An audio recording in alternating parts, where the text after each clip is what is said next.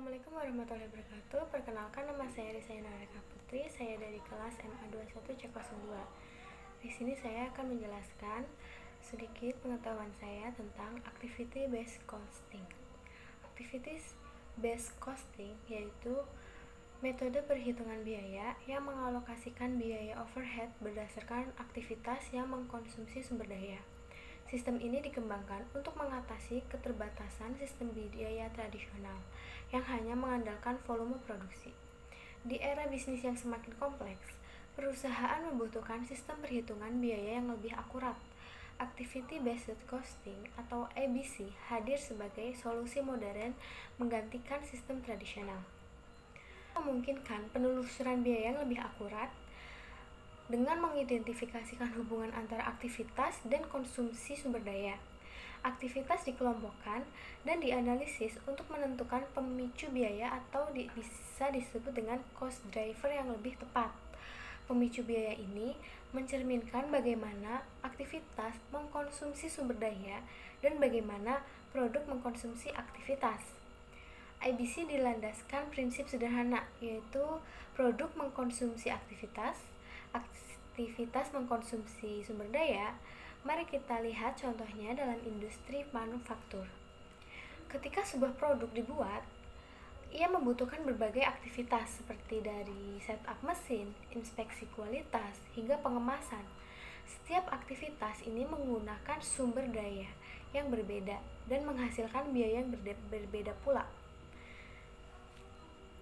Implementasi IBC melibatkan beberapa tahap, yaitu yang pertama, identifikasi aktivitas utama. Yang kedua, alokasi biaya ke aktivitas. Yang ketiga, penentuan cost driver. Yang keempat, perhitungan tarif per unit cost driver. Dan yang terakhir, alokasi biaya ke produk. Pendekatan ini menghasilkan informasi biaya yang lebih akurat dan pengambilan keputusan.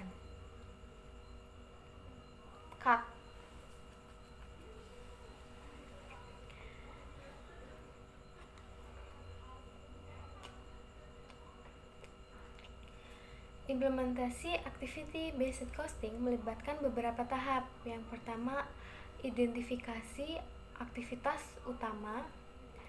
Yang kedua, tentukan alokasi biaya ke aktivitas. Tentukan biaya untuk setiap aktivitas, misalnya berapa total biaya setup dalam 1 bulan. Dan yang ketiga, penentuan cost driver yang tepat. Setup mesin dihitung per kali setup, inspeksi per jam, material handling per kilogram. Dan yang keempat, hitung tarif per unit cost driver dengan membagi total biaya aktivitas dengan jumlah cost driver. Dan yang terakhir, alokasikan biaya ke produk berdasarkan konsumsi aktivitasnya.